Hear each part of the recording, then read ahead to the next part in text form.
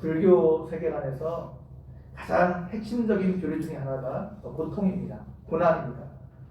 불교의 시작이 고난이라는 문제의식에서 시작되었습니다. 석가모니가 생로병사로 인해서 사람들이 고통당하는 모습을 보고 그것이 너무 마음 아파서 이제 출가해서 수행을 하다가 깨달음을 얻은 종교가 불교입니다. 불교에서는 사람들의 고통의 원인을 인간의식의 왜곡에서 찾습니다. 다시 말하면 고통은 욕구의 좌절에서 오는 것이고, 욕구는 어떤 사물에 대한 집착에서 오는데, 이 집착이 일어나는 이유가 이 세계에 대한 잘못된 인식 때문이라는 것입니다. 그래서 불교에서는 고통이 실제하지 않는 것인데 사람들이 잘못된 인식으로 인해서 고통이 발생하게 된다는 것입니다. 그래서 그 고통에서 벗어나기 위해서는 깨달음을 얻어서 이 세계의 본래 모습을 보아야 한다는 것입니다. 굉장히 어려운 얘기인데, 다시 말하면 불교에서는 고통이 실체하지 않는다는 거예요. 실제 현상이 아니라는 거예요. 우리가 이 땅을 바라보는 그 시각이 잘못되었기 때문에 고통이 온 것이지, 그래서 그것을 교정하게 되면 고통이 없어진다는 얘기예요. 그래서 성경은 그렇게 말하고 있지 않습니다. 성경은 고통이 분명히 실제하는 것이라 말하고 있습니다. 성경은 이 땅에 있는 모든 고통과 고난의 원인을 죄라 말하고 있습니다. 아담이 죄를 지었기 때문에 고통이, 고난이 이 땅 가운데 들어왔다는 겁니다. 이 아담의 죄가 하나님의 왕권에 대한 도전이었습니다. 하나님의 주 대심에 대한 도전이었습니다. 하나님을 왕으로 인정하지 않고, 하나님을 주로 인정하지 않고 스스로 왕이 되고 스스로 주가 되려고 한 것이 이 아담의 죄의 본질입니다. 그래서 이 땅에는 모든 이런 고통이 아담의 죄로 인해 찾아오게 되었다는 거죠. 죄로 인해서 이 땅이 죄와 사단의 지배 아래 들어가게 되었고, 우리가 당하는 모든 그 고난의 배후에는 죄와 사단의 세력이 있다는 것이 성경의 가르침입니다. 고난의 한 형태인 질병, 이 질병도 죄와 관련이 있다. 오늘 성경은 우리에게 말해주고 있습니다. 오늘 15절 말씀에 보게 되면, 믿음의 기도는 병든 자를 구원하리니 주께서 그를 일으키시리라. 혹시 죄를 범하였을지라도 사하심을 받으리라 말하고 있습니다. 죄와 질병이 매우 밀접하게 관계가 있음을 암시해주고 있는 말씀입니다. 예수님은 베데스다 연못에서 38년 된 병자를 고쳐 주었습니다. 그리고 이 사람을 다시 만났을 때 더 심한 것이 생기지 않도록 다시는 죄를 범치 말라 경고하셨습니다.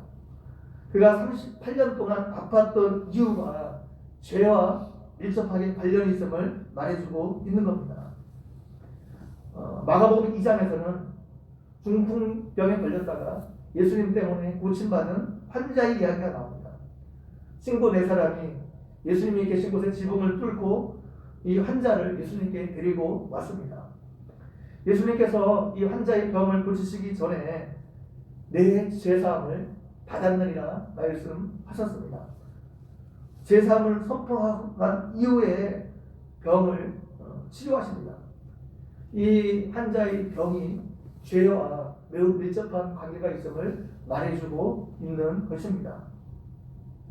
반면 성경은 우리의 질병이 죄와 전혀 관계가 없을 때도 있다 말하고 있습니다. 요한복음 9장에서 예수님과 제자들이 지나가다가 날 때부터 소경된 사람을 보았습니다. 이를 보고 제자들이 예수님께 물었습니다. 이 사람이 이렇게 된 것이 부모의 죄 때문입니까? 아니면 본인의 죄 때문입니까? 예수님께서 대답하시되, 이 사람이나 그 부모가 죄를 범한 것이 아니라 그에게서 하나님의 하시는 일을 나타내시고자 하심이라 말하고 있습니다. 이 사람이 그 질병에 걸린 것이 죄와 직접적인 관련이 없다는 거예요. 이 사람의 죄도 아니고 부모의 죄도 아니고 하나님의 영광을 나타내기 위해서 그에게 고난이 찾아왔다는 겁니다. 그래서 때로는 어떤 고난은 하나님의 영광을 위해서 하나님께서 그 고난을 허락하시기로 한다는 겁니다. 그래서 사람들이 병에 걸리는 원인은 다양할 수 있습니다. 병의 원인이 다양할 수 있어요. 첫 번째는 유전적인 요인 때문에 사람이 병에 걸릴 수 있습니다. 뭐 암이나 당뇨나 이런 것들은 부모에게 어떤 그런 병력이 있으면 그 자녀가 걸릴 확률이 굉장히 높아집니다. 또 어떤 경우에는 선천적으로 태어나면서부터 병에 걸리기도 합니다. 두 번째는 잘못된 습관 때문에 후천적으로 병이 생길 수도 있습니다. 뭐 음주나 흡연이나 아니면 잘못된 그 음식 식습관이나 어떤 생활의 습관이나 이런 것 때문에 병이 올 수도 있습니다. 뭐 환경 오염이나 이런 어떤 주변 환경 때문에 우리가 병이 올 수도 있습니다. 세 번째로 어떤 병은 죄나 귀신 들림 같은 영적인 문제 때문에 질병에 걸릴 수도 있습니다.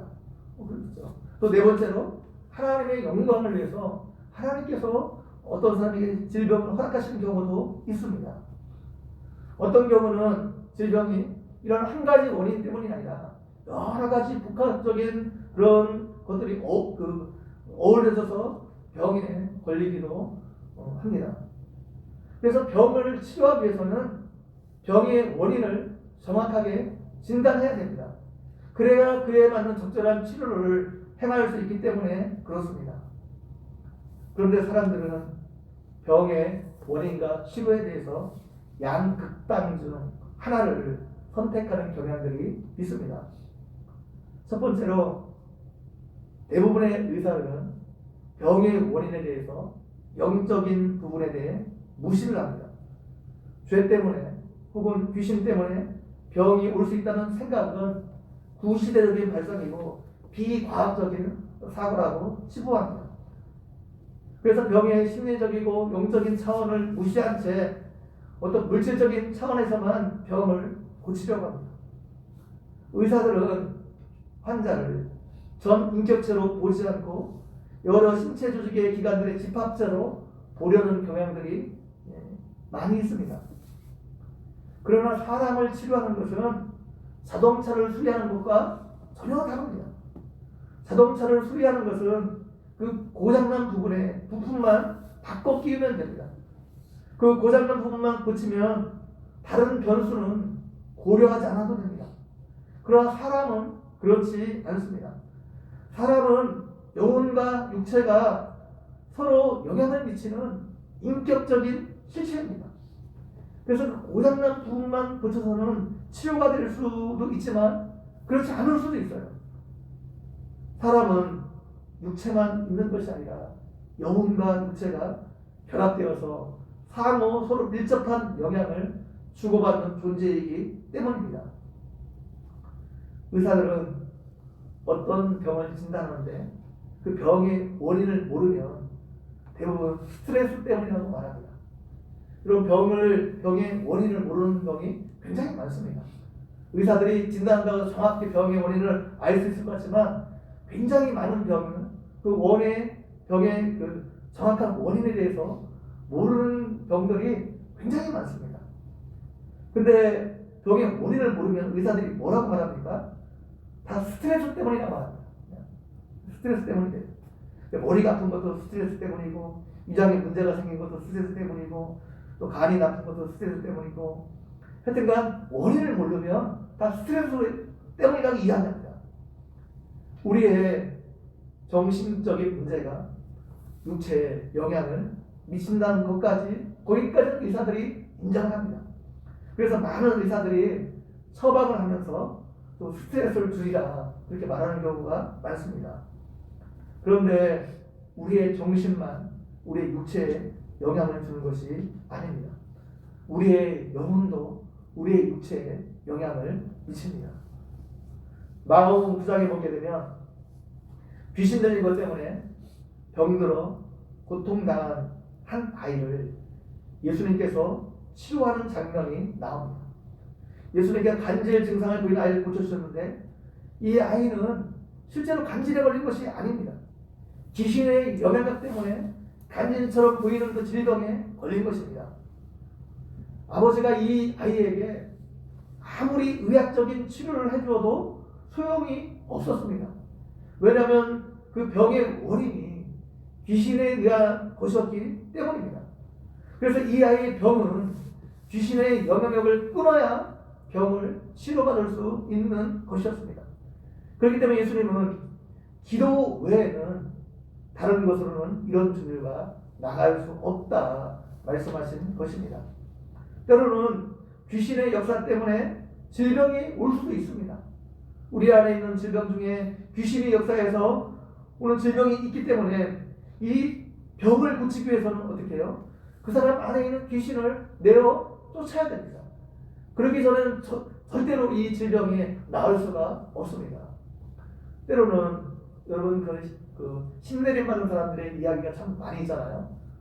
어떤 그런 귀신의 그런 영향을 받게 되면 질병이 걸리는데 그 질병은 아무리 병원에 가서 고치려고 해도 고칠 수가 없습니다. 왜냐하면 귀신에 의한 그 질병이기 때문에 그렇습니다. 그 귀신을 내어 쫓아야 돼요. 그렇지 않으면 어떻게 해요? 그 귀신이 역사하는 대로 끌려갈 수밖에 없습니다. 그래서 평생 동안 어떤 그 귀신을 섬기면서 무당 일을 하는 사람들이 얼마나 많이 있는지 몰라요. 때로는 죄 때문에 질병이 올 수도 있습니다. 특정한 사람을 향한 증오 때문에 이런 질병이 올 수도 있어요. 이런 질병을 치료받기 위해서 어떻게 해요? 죄의 문제를 해결해야 됩니다. 그 사람을 용서해야 돼요. 그 어떤 사람의 증오 때문에 어떤 생긴 질병은 어떻게 해요? 용서하기 전에는 절대로 치유받을 수 없습니다. 어떤 병은 죄로 인해서 또 올 수도 있죠. 이런 건 회개해야 되죠. 회개하지 않으면 절대로 치유되지 않습니다.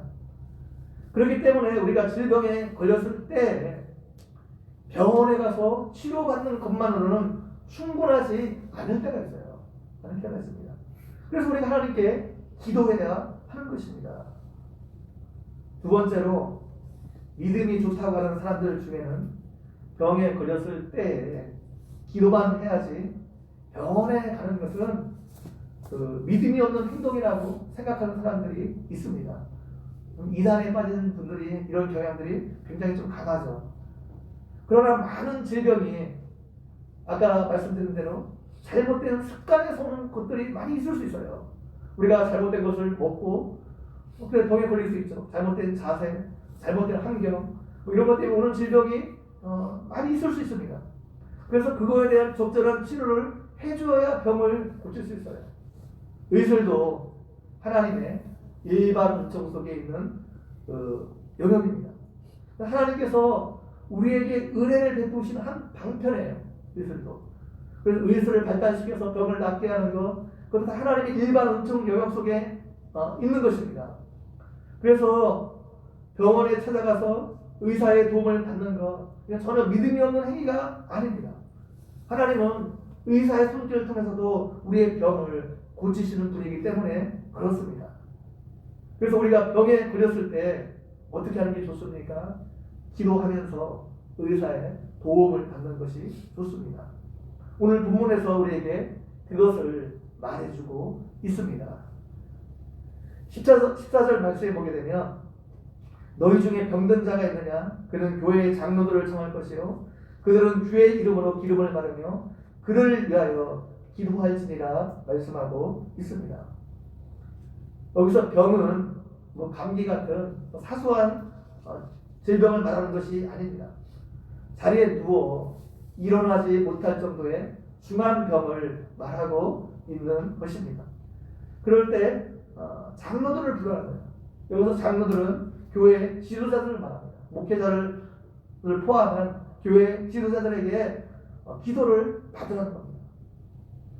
분명히 교회 안에는 신유의 은사를 갖고 있는 사람들이 있을 수 있습니다. 있어요. 그런 은사가 분명히 존재합니다. 그들이 기도하면 다른 사람의 기도보다 질병에 훨씬 더 효과가 있을 수 있습니다. 그러나 야고보 기자는 그런 신의 은사를 가지고 있는 자를 부르라 말하지 않고 교회의 지도자를 부르라 말하고 있습니다. 이렇게 말하는 것은 교회의 질서 때문입니다. 하나님께서는 교회의 질서 때문에 어떤 기도는 지도자들의 기도에 더 잘 응답해 주시는 부분이 있습니다. 교회의 지도자들이 특별한 은사가 없어도, 신유의 은사가 없어도 그들의 기도에 더 잘 응답을 해 주십니다. 만약에 은사를 받았다고 하는 사람들의 기도로 여러분 치유의 역사가 교회 이곳저곳에서 한번 계속해서 일어난다고 한번 생각해 보십시오. 그 교회에 영적인 질서가 엉망이 될 것입니다. 그래서 하나님은 교회의 지도자들이 뭔가 특별해서가 아니라 교회의 질서를 위해서 교회의 지도자들의 기도에 더 민감하게 반응을 보이십니다. 응답하신다는 말이에요. 그래서 여러분이 병이 들었을 때 교회 지도자를 불러서 기도를 받아야 하는 겁니다. 어떤 사람은 몸이 아파서 수술을 받으러 가는데 혼자 몰래 다녀오는 사람이 있습니다. 그런데 이것은 성경에서 말하는 올바른 신앙이 아닙니다. 병이 좀 중한 병일수록 담임 목사님의 기도를 받고 가는 것이 좋습니다. 담임 목사의 기도가 다른 기도보다 특별해서가 아니라 하나님께서 그 교회의 질서를 위해서 그 기도에 특별하게 응답하시기 때문입니다. 목회자의 신학 인격과 무슨 깊은 영성 때문에 그런 것이 아니라 교회의 질서를 위해서 하나님께서 그 교회의 지도자의 기도에 특별하게 응답하시기 때문입니다. 우리가 어려움을 당할 때, 특별히 병에 걸렸을 때 교회 지도자의 기도를 받아야 되는 또 다른 이유는 우리가 어떤 중병에 걸리게 되면 홀로 기도하기가 어렵기 때문입니다. 갑자기 어려움을 닥치게 되면 누구나 믿음으로 반응하기가 쉽지 않습니다. 기도하기가 그렇게 쉽지 않습니다. 이럴 때 지도자들의 기도가 믿음 회복에 상당히 효과가 있을 수 있습니다.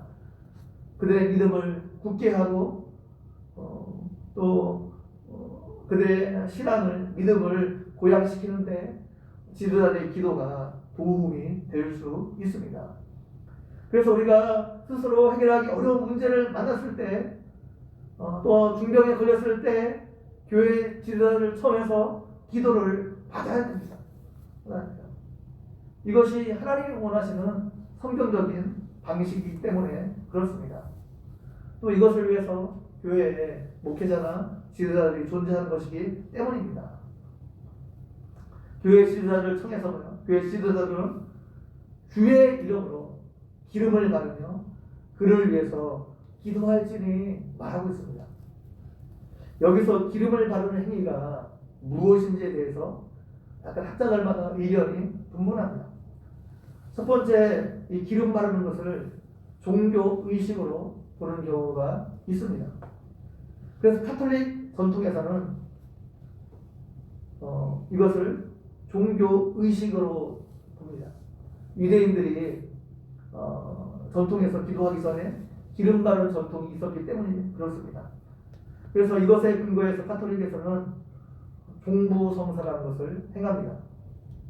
원래 병자를 위해서 기도하는 의식이었는데 지금은 죽기 직전에 환자를 위해서 이 의식을 행한다고 해서 종부성사라고 부릅니다.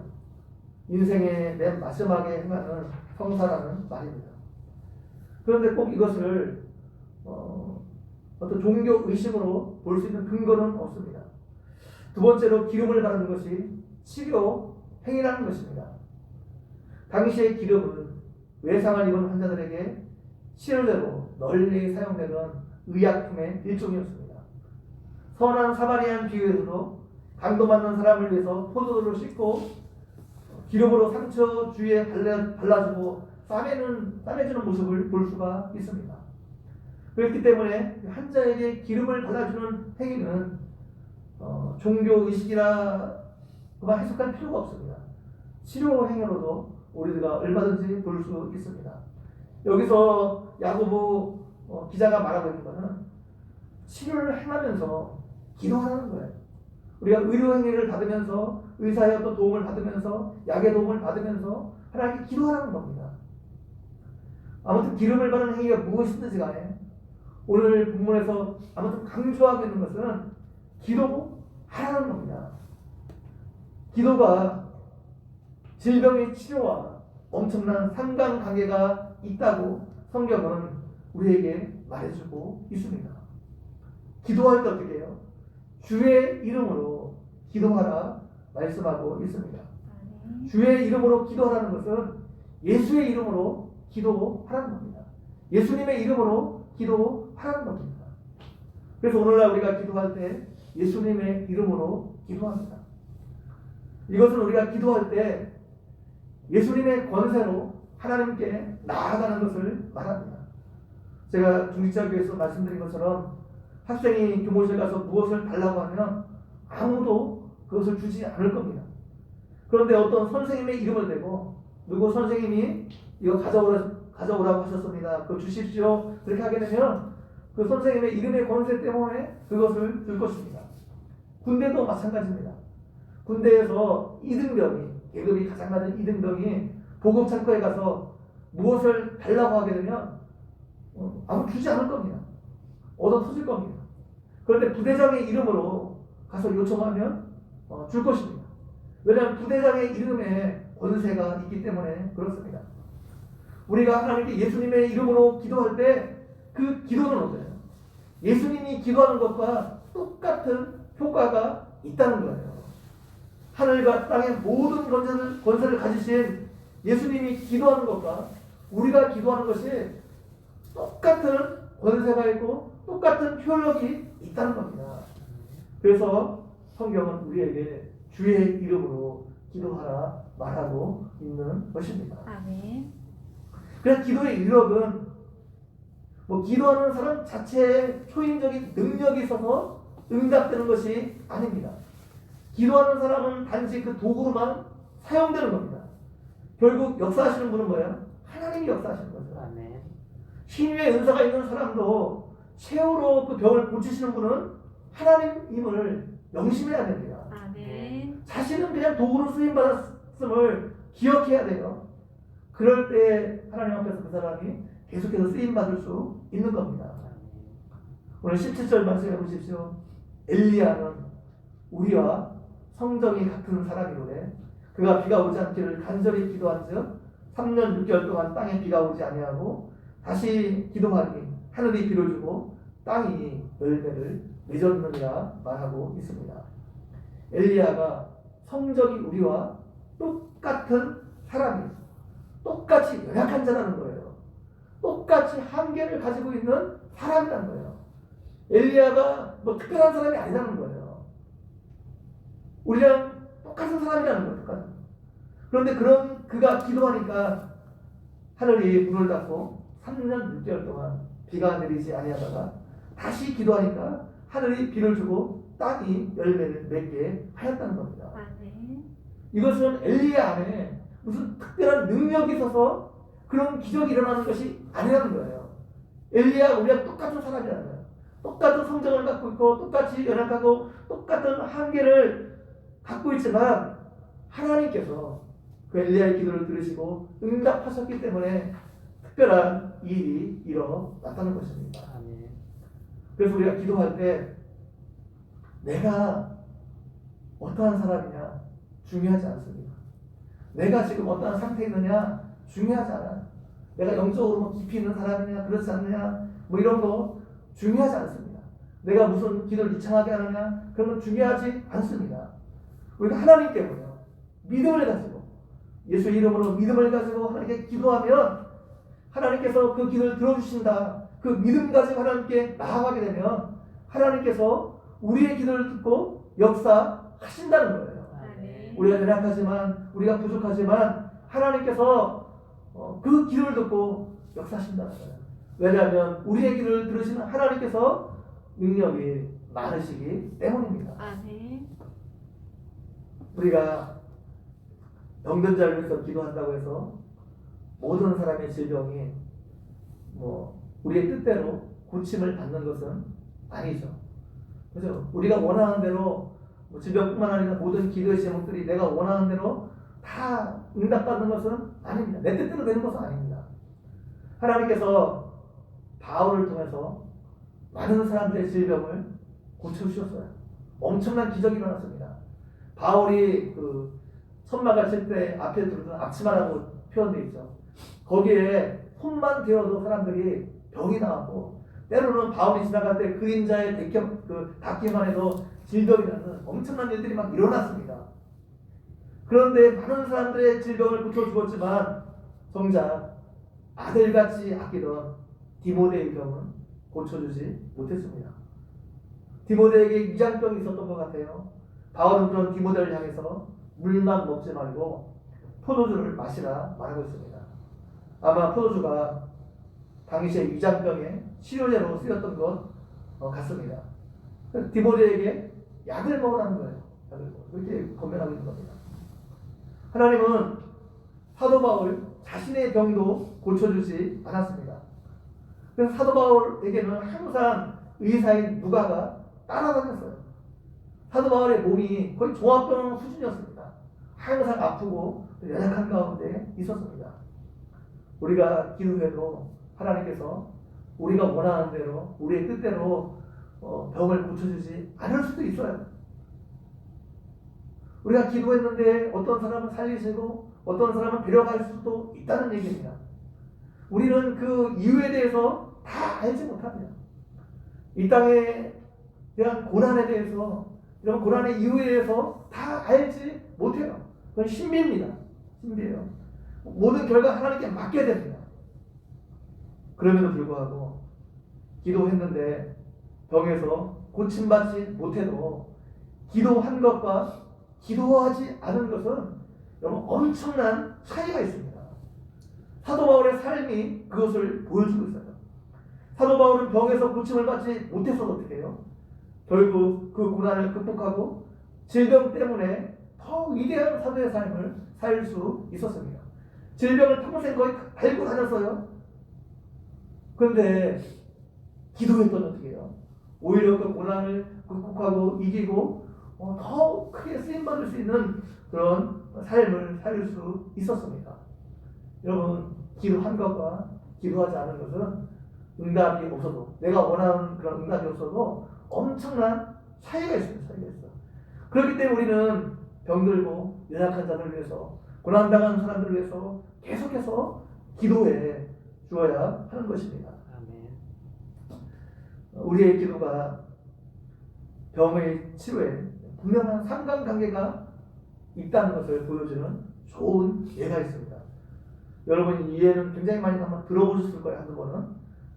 그 한국과 미국의 불임치료 공동연구진이 불임 환자와 기도와의 상관관계에 대해서 연구한 것을 뉴욕타임즈에 보도한 적이 있습니다.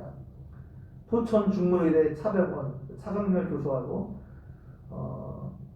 노저리오 A 로브 콜롬비아 대학 그 산부인과 과장이 함께 연구를 해서 생식의학 전문지 저널 오브 리프로덕티브 헬스라는 그 잡지가 있나봐요. 이 잡지에 기도와 불임 치료에 관한 연구 결과를 발표한 적이 있습니다. 그것을 뉴욕타임즈가 다시 보도한 적이 있어요. 이들은 1998년과 1999년 사이에 그 서울 차병원에서 불임 치료를 받은 환자 199명과 미국, 카나다, 호주의 기독교인들을 대상으로 기도와 임신 성공률 사이의 관계를 조사한 적이 있습니다. 그래서 불임 치료를 받는 환자들이 전혀 내용을 몰라요. 실험 내용을 모르는 상태에서 이것들이 진행되었는데, 이 연구진은 불임 치료를 받는 환자의 사진을 아까 말한 미국과 캐나다와 호주에 살고 있는 그 기독교 신자들에게 주고 이들을 위해서 임신에 성공할 수 있게 해달라고 기도를 부탁했습니다. 사진만 주고 기도 부탁한 거예요.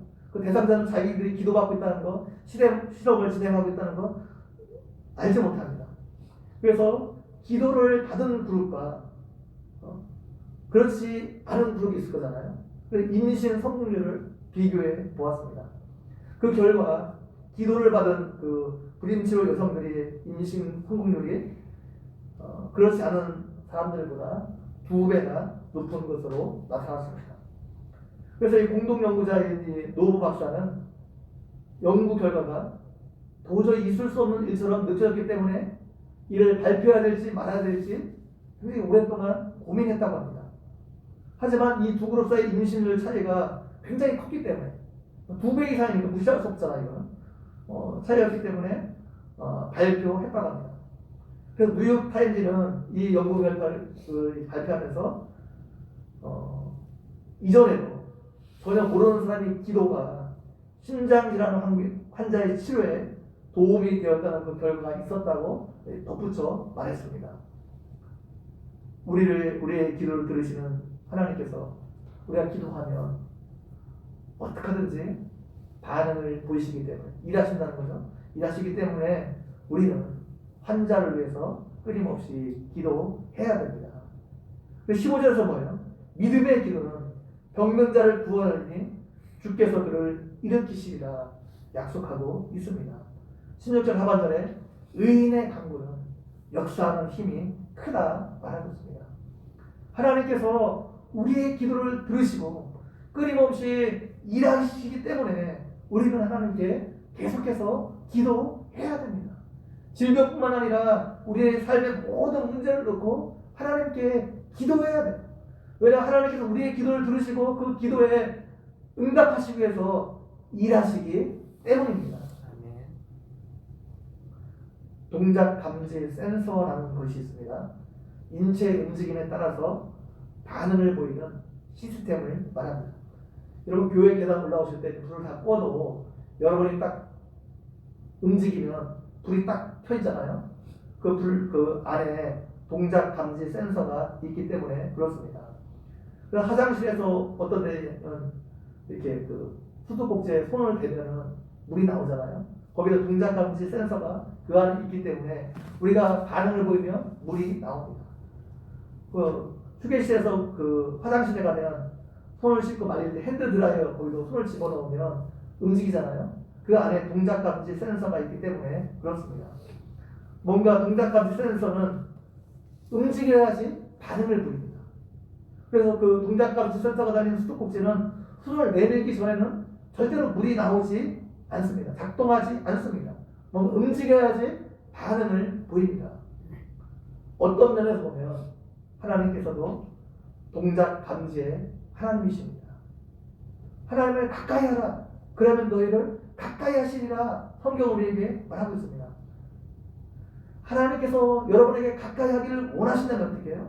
여러분이 먼저 하나님께 가까이 다가가야 한다는 겁니다. 성경은 뭐예요? 우리가 하나님의 말씀에 순종하게 되면, 우리가 언약의 말씀에 순종하게 되면 하나님께서 우리에게 복을 주시겠다. 그 약속의 성취를 이루어주시겠다 말씀하고 있습니다. 성경은 우리가 기도하면 하나님께서 우리의 그 기도에 응답을 주시겠다 약속하고 있습니다. 뭔가 우리가 믿음으로 순종하고 믿음으로 하나님께 나가게 되면 그거에 하나님께서 반응을 보이시겠다 약속하고 있습니다. 그래서 기도는 동작 감지 센서가 달린 수도와 같습니다. 우리의 동작이 멈추면, 기도하는 동작이 멈추면, 물이 멈추는 것처럼 우리의 기도가 멈추면 하나님의 은혜의 물줄기도 멈출 수 있습니다. 모세가 이제 아말렉과의 전투를 하고 있는데 모세의 기도의 손이 내려오자 하나님의 도우심도 멈춰버렸습니다. 그래서 모세가 계속해서 기도의 손을 들고 있어야 됩니다. 근데 혼자 하기가 힘드니까 아론과 훌이 그것을 보고 어떻게 해요? 옆에서 모세의 기도를 도와주었습니다. 결국 모세가 계속해서 두 손을 들고 아론과 훌의 도움으로 두 손을 들고 기도하자 어떻게 해요? 하나님의 도우심으로 전쟁에서 이길 수 있었습니다. 우리도 마찬가지입니다. 내가 기도하는 동작을 멈추면 하나님의 은혜의 물줄기도 멈출 수 있습니다. 그렇기 때문에 우리가 기도를 멈추면 안 돼요. 멈추면 안 됩니다. 내 가정과 삶에 하나님의 은혜가 계속해서 임하도록 기도를 멈추면 안 됩니다. 또 내 주변에는 이웃들에게 하나님의 은혜의 그 물줄기가 멈추지 않도록 우리가 이웃들을 향한 기도를 멈추면 안 돼요. 멈추면 안 돼요. 계속해서 우리가 기도해야 돼요. 기도하면 우리가 잘나고 우리가 능력 있고 그렇기 때문이 아니라 우리의 기도를 들으시는 하나님께서 전능하시고 그 하나님께서 모든 것을 주관하는 분이기 때문에 하나님께서 역사하심으로 우리의 삶 가운데 놀라운 일들이 일어나기 시작할 것입니다. 아멘. 이것을 기억하고 기도하는 일을 멈추지 않는 여러분 모두가 되기를 주님의 이름으로 간절히 축원드립니다. 아멘.